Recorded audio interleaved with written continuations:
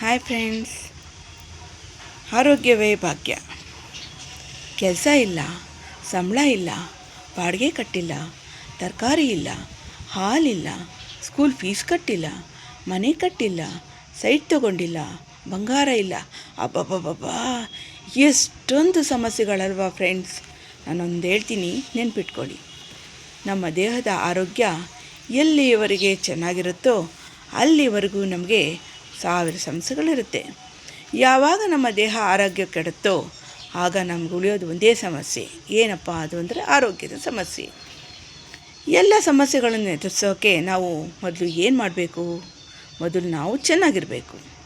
ಆರೋಗ್ಯ ಕೆಟ್ಟಾಗ ಏನು ಪ್ರಯೋಜನ ಹೇಳಿ? ಇವತ್ತು ನಾವು ಚೆನ್ನಾಗಿದ್ದೀವಾ? ಕೈಕಾಲು ಚೆನ್ನಾಗಿದೆಯಾ?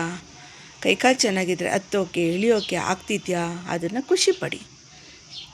ಖುಷಿಪಟ್ಟು ದೇವರಿಗೆ ಕೃತಜ್ಞತೆಗಳನ್ನು ಅರ್ಪಿಸಿ, ಯೂನಿವರ್ಸ್ಗೆ ಕೃತಜ್ಞತೆಗಳನ್ನು ಅರ್ಪಿಸಿ. ಆಮೇಲೆ ನಿಧಾನ ಕೂತು ಎಲ್ಲ ಸಮಸ್ಯೆಗಳನ್ನು ಎದುರಿಸುವಿರಂತೆ. ಹೇಗೆ ಬದುಕು ಕಟ್ಕೋಬೇಕು, ದುಡ್ಡು ಹೇಗೆ ಮಾಡಬೇಕು, ಕಾರ್ ಹೇಗೆ ತೊಗೋಬೇಕು, EMI ಕಟ್ಟಬೇಕಾ ಬೇಡವಾ ಅಂತ ಆಮೇಲೆ ಯೋಚನೆ ಮಾಡಿ.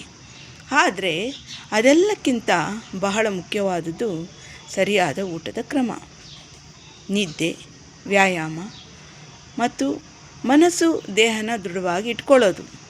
ಯಾಕಂದರೆ ಆರೋಗ್ಯ ಸರಿಯಿಲ್ಲ ಅಂದ್ಕೊಳ್ರಿ, ನಾವು ಇದ್ಯಾವುದ್ರ ಬಗ್ಗೆನೂ ಯೋಚನೆ ಮಾಡೋದೇ ಇಲ್ಲ ಅಲ್ವಾ ಫ್ರೆಂಡ್ಸ್. ಮತ್ತು ಯಾವಾಗಪ್ಪ ಹುಷಾರಾಗ್ತೀನಿ? ಮೊದಲ ಥರ ಯಾವಾಗ ಆಗ್ತೀನಿ? ನನ್ನ ಕೆಲಸ ನಾನೇ ಯಾವಾಗ ಮಾಡ್ಕೋತೀನಿ? ಎಲ್ಲ ಕಡೆ ನಾನು ಯಾವಾಗ ಓಡಾಡ್ತೀನಿ? ಇಷ್ಟಪಟ್ಟಿದ್ದು ಯಾವಾಗ ತಿಂತೀನಿ ಅಂತ ಅನಿಸುತ್ತೆ ಅಲ್ವಾ.